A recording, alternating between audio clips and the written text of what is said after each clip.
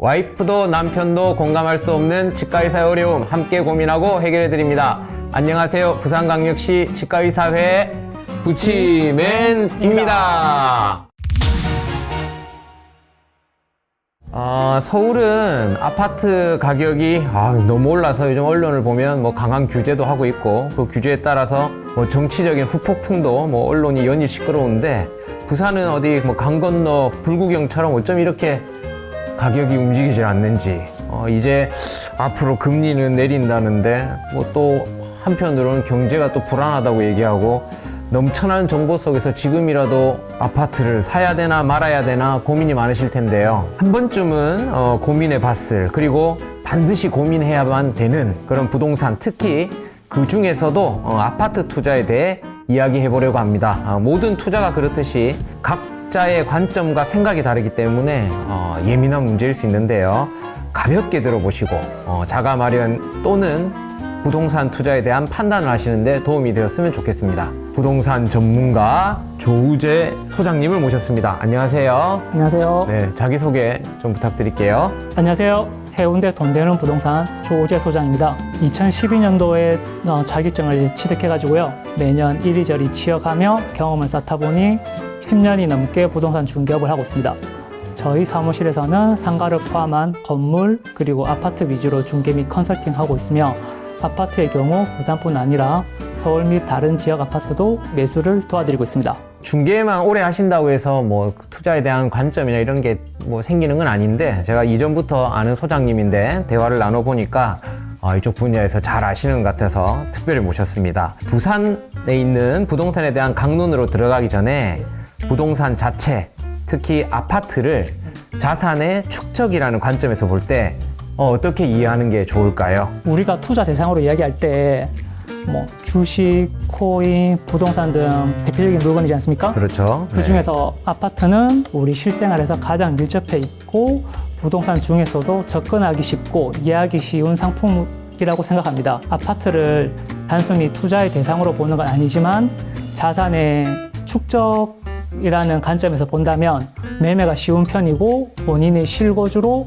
잘 거주하며 이 경우 매도 시점에 본다면 대부분 매수 시점보다는 상승해 있을 가능성이 높은 자산입니다. 물론 모든 아파트가 똑같은 조건으로 같이 상승하는 게 아니기 때문에 많은 사람들이 선호하는 아파트를 선택하신다면 더 높은 가격 상승 및 빠른 매도를 하실 수 있습니다.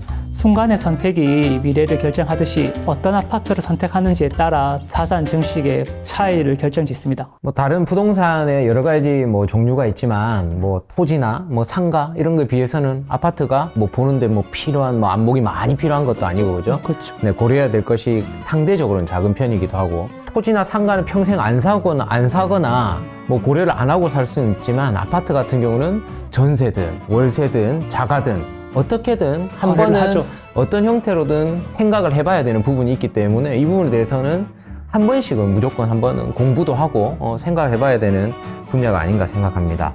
그런데 부산은 진짜 오랜 기간 집값이 떨어졌어요. 그죠? 그래서 부동산에 대한 불안감과 속된 말로 물렸다 그러죠. 물린 분들 실망감도 많이 가지고 있습니다. 그래서 앞으로 더 떨어질 거다, 더 기다려야 한다는 말도 많고, 또 한쪽에서는 이제 다 떨어질 만큼 떨어졌다 이렇게 얘기하는 분들도 많은데, 먼저 현재 부산의 시황 먼저 살펴보죠. 부산의 부동산, 특히 아파트는 어떤 구간을 지나가고 있다고 생각하시나요? 일단 제가 작년부터 실거주 분들한테는 아파트를 매수하라고 이야기 드렸고요. 그렇죠. 네, 그렇게 의견을 제시한 이유는 21년도 최고점에서부터 가격이 하락하지 않았습니까? 그렇죠. 그 하락이 23년도 말부터 해가지고 이제 바닥에서 행보를 다지고 있었고요. 전세 물량이 줄어들다 보니까 전세가 상승이 일어나고 있었거든요. 그렇기 때문에 학군지 위주의 상급지에서부터는 매수해도 될 가격적인 메리트가 있고, 아까 이야기 드렸던 전세 가격 상승이 나타나고 그 예상대로 매매가 및 전세 가격이 천천히 상승하고 있던 와중에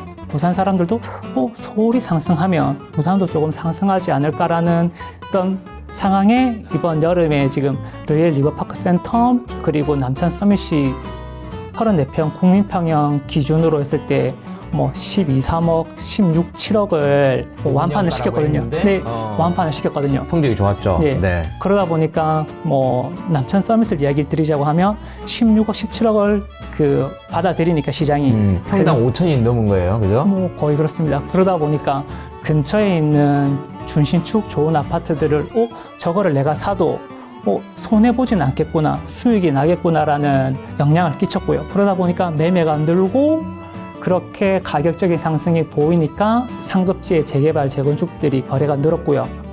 이런 것들이 전체적인 부산시 분위기 상승을 이끌었고 그 영향으로 점점 그 다음 급지 아파트들로 매수세를 이어가고 있는 편입니다. 4, 5년 전에 그때 최고 찍고 한 2년간 심하게 떨어졌다가 그 다음 한 2년간 횡보했고 최근에 이제 다시 오르고 있습니다. 물량 부족으로 인해서 전세가가 오르고 그러면서 이제 매매가도 같이 올라가고 있고 네.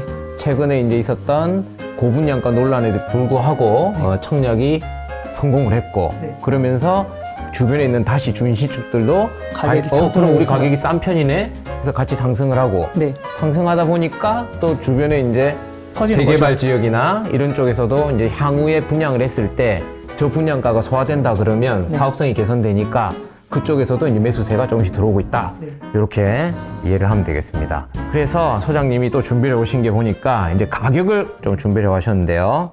21년도 전고점을 그 100이라는 기준으로 잡고 23년도 가장 하락했을 때랑 비교하면 그 10억 초과하는 최고급 아파트들은 한 75%에서 80%까지 떨어졌었고요. 네. 하락을 하다가 이제 최근에는 90에서 100% 지금 전고점을 갱신한 아파트도 나오는데 이런 아파트들은 뭐 뷰나 이런 거에 따라 차이가 좀 차이가 나겠죠. 네, 그래서 네. 그냥 넉넉 잡고 한 90%에서 100% 사이 정도로 어느 정도 회복을 했고 10억대, 9억대를 한 번쯤은 그 실거래를 찍었던 아파트들 같은 경우 뭐 23년도에는 뭐 70%에서 75%까지 떨어졌던 것들이 지금은 80% 중반 이런 식으로 지금 회복을 하고 있고 4억대에서 6억대 같은 경우는 한 60%에서 65%까지 떨어졌다가 뭐 최근엔 한 75% 정도까지 회복을 했거든요. 그런 식으로 흐름이 움직이고 있는데 그런데 제가 지금 이렇게 이야기 드리면 아마 이런 말이 나올 거예요. 제 아파트는 10억이 넘어가는데 아직까지 회복을 못하고 있는데 라고 분명히 이야기하시는 분들이 나올 거거든요.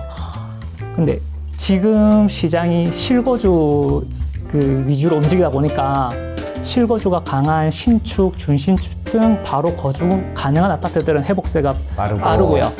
다만 재건축 아파트 같은 실거주보다는 투자 성향이 강한 아파트들은 회복이 낮은 편입니다. 제가 아까 이야기했던 것 중에 뭐 4억대, 6억대부터 탑다운 방식으로 얘기 드렸는데 지금 신혼부부 및 정책자금 저금리 대출이 가능한 6억대 이하에 있는 신축 아파트들은 거래가 많거든요. 이거는 탑다운 방식과 별개로 그냥 저금리란 수요가 많기 때문에 거래가 많은 편입니다. 아파트 가격이 바닥을 다졌고 현재는 상승 중에 있고 그 상승 중에서도 실거주 성격이 강한 인기 지역의 신축, 네, 뭐 준신축 아파트부터 회복 중에 있고 거기는 거의 이제 90%에서 100%까지 이제 회복이 다 된 상황이고 그게 하방으로까지 이제 점점 퍼져가고 있는 와중이다. 뭐 이렇게 이해를 하면 되겠네요. 근데 아마 체감 못 하시는 분들도 많을 거예요. 자기 아파트, 보통 이제 부동산이라 그러면 자기 아파트 가격만 관심이 있으니까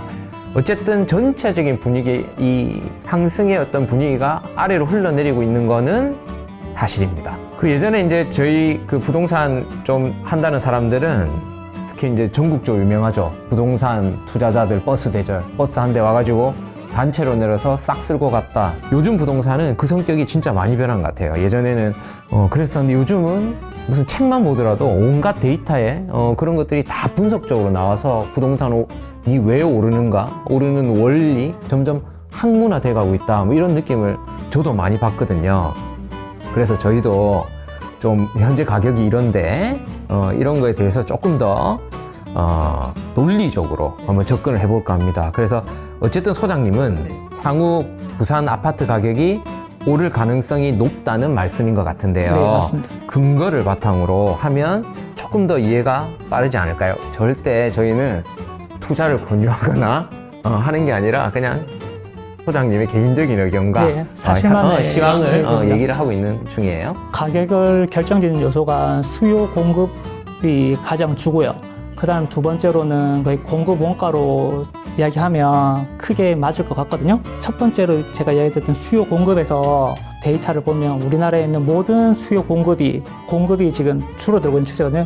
25년, 올해, 내년, 내후년 이렇게 점점 감소하고 있는데 예전에는 감으로 하지만 예전에도 감보다는 그래도 감정원에서 나오는 자료를 가지고 막 엑셀을 만들 분들도 많았거든요. 다만 근데 요즘은 그냥 그 부동산 지인 내지 이런 사이트들이 좋은 것들이 많다 보니까 정보가 빨리빨리 공유돼가지고 지금은 원인에 따른 그 기본적인 원리는 똑같다. 네, 원리는 똑같습니다. 그 공급을 먼저 이야기 드리면요. 지금 전국에 대해서 그 공급 숫자가 줄어들고 있고 그리고 서울 같은 경우는 보시면 25년 올해부터 내년, 내후년부터 급격히 줄어들어요.